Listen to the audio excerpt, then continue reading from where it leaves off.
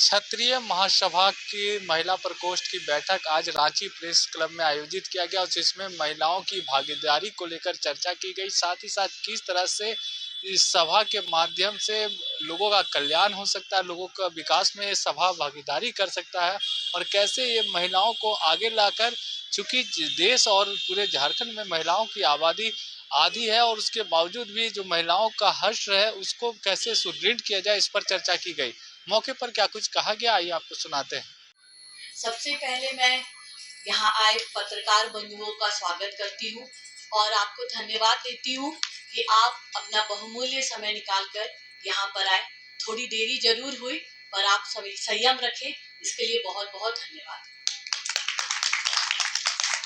सबसे पहले अब मैं अखिल भारतीय क्षत्रिय समाज के अध्यक्ष श्री विनय कुमार सिंह जी को धन्यवाद देती हूँ कि वो हर पग पर हम महिलाओं संगठन के लिए बहुत ही अच्छा कार्य करने के लिए हमेशा हमें प्रेरित करते हैं। साथ ही मैं अपनी बड़ी बहन पूनम सिंह जी को धन्यवाद देती हूँ कि उन्होंने मुझे इस योग्य समझा कि मैं इनके साथ चलूं और इस संगठन को हम आगे बढ़ाएं साथ मिलकर। तो और यहाँ जितनी भी महिलाएं साथी यहाँ आई हुई हैं, आप सभी को मेरा प्रणाम और जोहार। आज एक बहुत ही महत्वपूर्ण दिन है मेरे लिए, क्योंकि मैं इस संगठन के साथ जुड़ रही हूँ और हमारे आज जो हमारा टॉपिक ये है नारी सशक्तिकरण।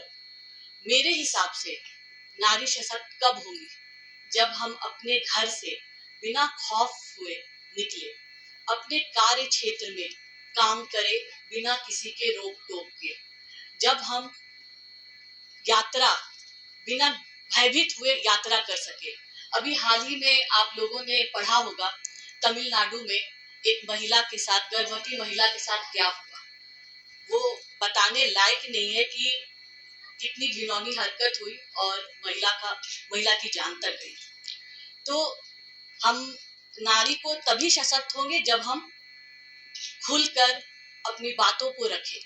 हमें तो सारे लोग, हर लोग जिम्मेदारियां बताते रहते हैं कि जिस दिन हम पैदा होते हैं उस दिन से, अगर हम बड़ी बहन है तो छोटे भाई का ध्यान दो, जब बड़े होते हैं तो पति का ध्यान दो, फिर आगे जब ससुराल में जाए तो फिर बच्चे हो तो उनका परवरिश करो। पर हमें कोई अपने अधिकार के बारे में नहीं बताता और अधिकार बहुत जरूरी है, क्योंकि वो अधिकार ही हमें ये बताता है कि हम हमारे अंदर क्या शक्ति है कि हम आगे बढ़ सके।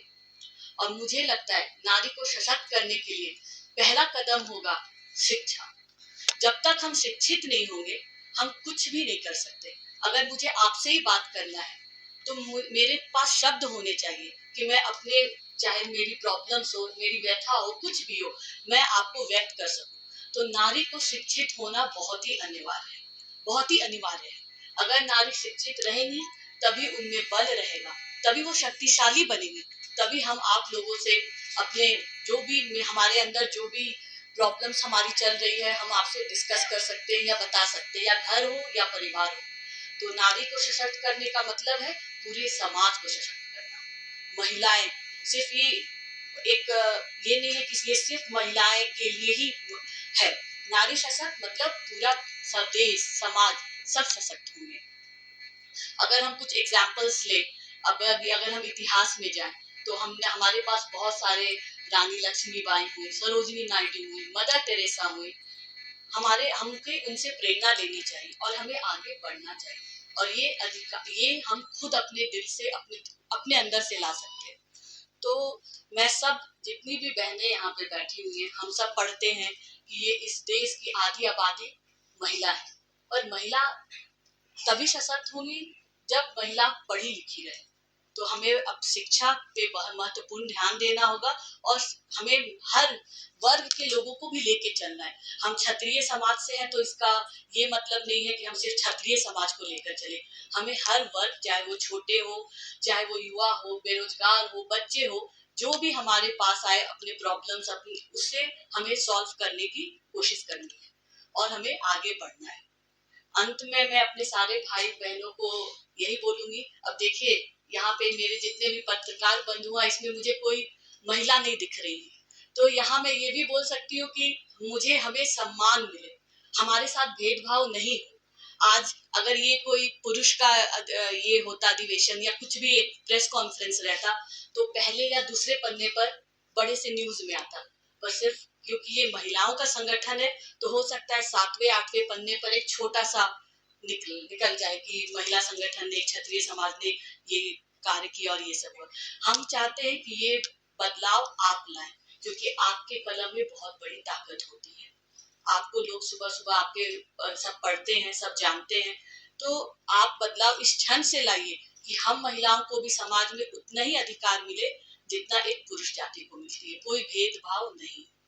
तो बस मैं इसी के साथ अपनी वाणी को विराम दूंगी और मुझे ये कहते हुए मुझे ऐसा लगता है कि अब वक्त आ गया है कि पे ध्यान देना चाहिए। एजुकेशन, सेफ्टी, हर मैटर पे सब बात करते हैं, पर मुझे लगता है कि जितनी भी महिलाएं हैं उनका स्किल डेवलपमेंट और बिजनेस की ओर ध्यान देना अब ज़्यादा ज़रूरी है, क्योंकि मुझे ऐसा नहीं लगता कि महिलाएं सिर्फ फॉलो करने के लिए बनी हैं, वो लीड करने के लिए बनी है। हम अपने शास्त्रों में भी देखें तो हमारे पास एग्जाम्पल है दुर्गा माता का, काली माता का, वो कितनी स्ट्रॉन्ग है। तो हमें अब लीड करना है। So I wish all the women, beautiful women, the very best and thank you so much. मैं चाहूंगी कि रीता जी भी अपनी बातों को रखें और हम लोग सभी के साथ। हम उतना तो नहीं बोल पाएंगे, लेकिन थैंक यू पूनम जी, आप हमको बहुत दिन से बुलाते थे। रांची में जब भी प्रोग्राम होता था आप कभी हमको नहीं भूली थी। तो लेकिन हम भी हम बहुत मिस किए, बहुत गलती किए नहीं आकर के। आज हम यहाँ आए हैं तो हमको बहुत खुशी हो रहा है आप सभी से मिल के।